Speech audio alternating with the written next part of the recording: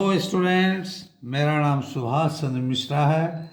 मैं आज एक और नया वीडियो लाया हूँ सिंपल इंटरेस्ट पर, जिसे आप गौर से देखें और इस वीडियो को, इस न्यूमेरिकल को समझें।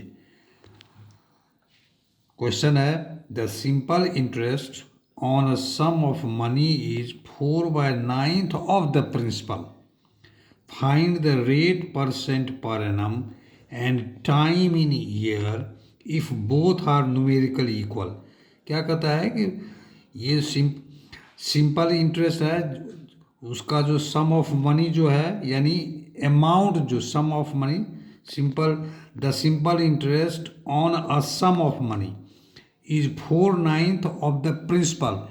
यानी प्रिंसिपल अमाउंट अगर P है तो उसका इंटरेस्ट का जो अमाउंट होगा 4/9 times of P। That is if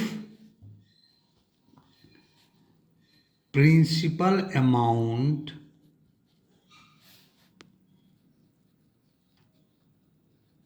be P, then simple interest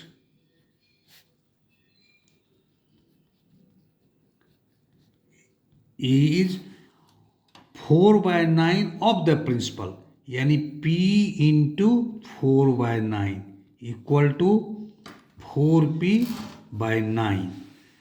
अब कहता है कि फाइंड द रेट परसेंट, यानी R निकालना है और टाइम निकालना है। और दोनों के बारे में क्या कहता है कि R और टाइम जो न्यूमेरिकली सेम है, यानी अगर रेट ऑफ इंटरेस्ट 5% है तो टाइम भी 5 ईयर होगा। तो इसका मतलब कि टाइम और रेट ऑफ इंटरेस्ट दोनों बराबर है। तो let rate of interest be X% per annum,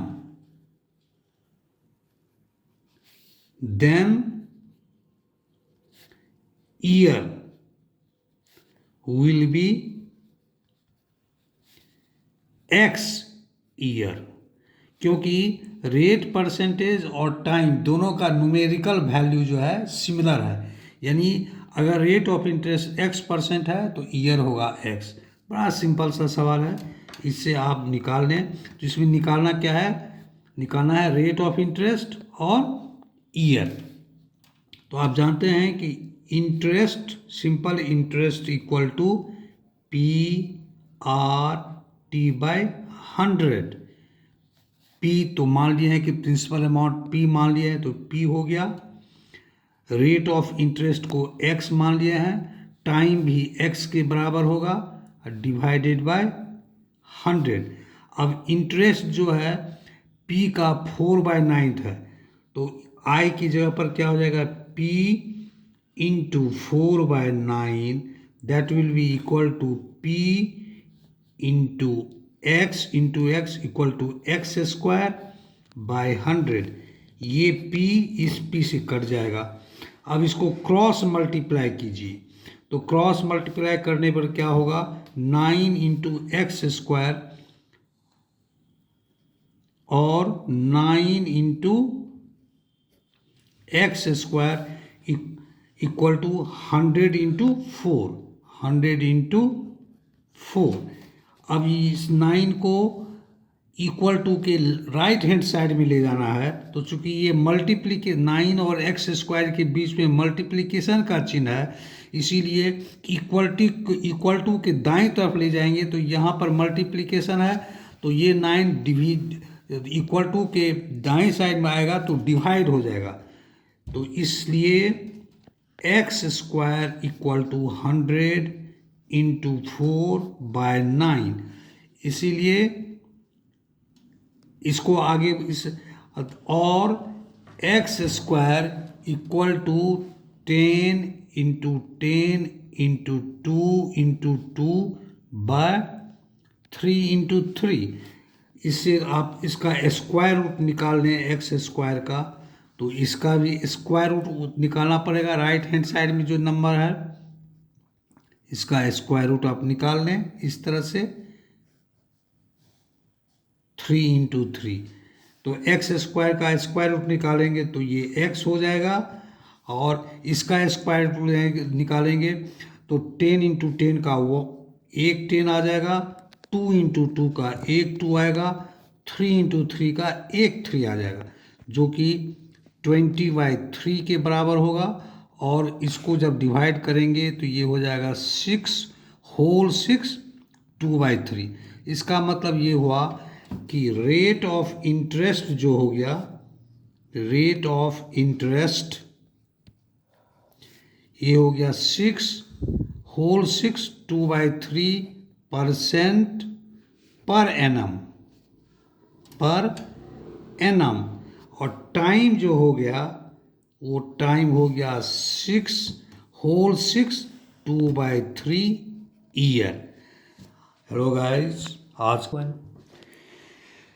hello, अब दूसरा सवाल सिंपल इंटरेस्ट पर लेके आए हुए हैं। उसमें टाइम जो दिया हुआ है नंबर ऑफ डेज में दिया हुआ है, तो नंबर ऑफ डेज को कैसे कैलकुलेट करेंगे उसमें ये आपको सिखाएंगे, और उसके बाद नंबर ऑफ डेज को ईयर में कैसे कन्वर्ट करना है वो भी आपको बताएंगे।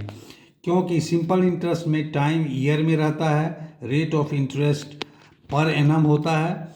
तो आप इसको देखें कि ये सवाल कैसा है।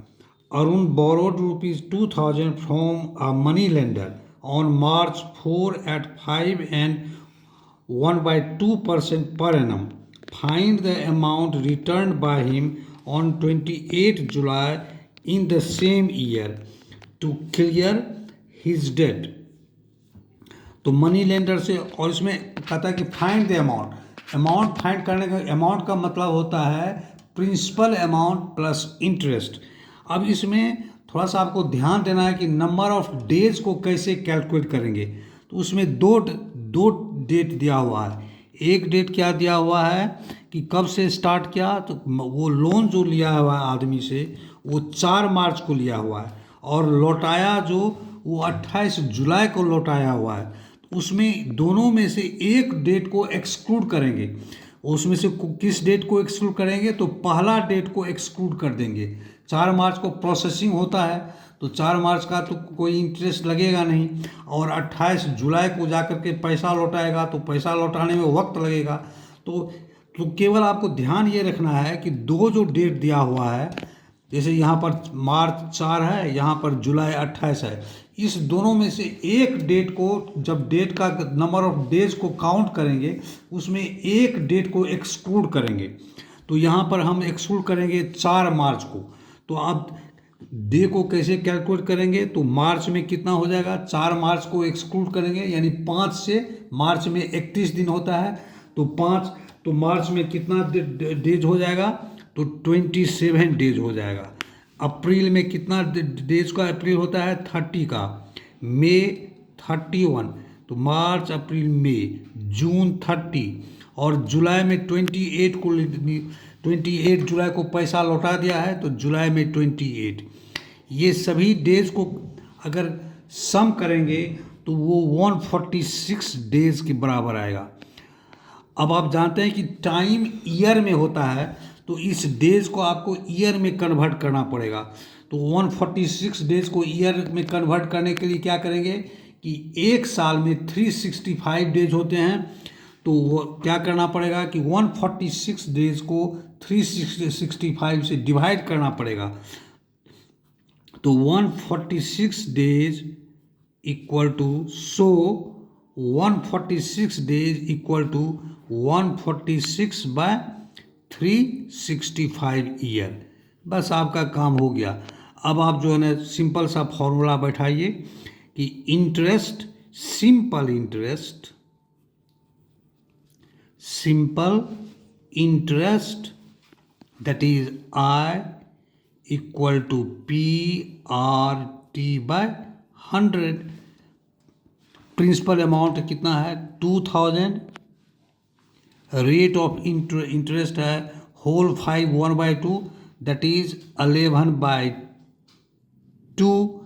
PR टाइम कितना है, तो टाइम तो आ गया 146/365 ईयर। इसको मल्टीप्लाई कीजिए 146 डिवाइडेड बाय 365 और डिवाइडेड बाय 100, इसको नीचे में यहाँ 100 ले आई।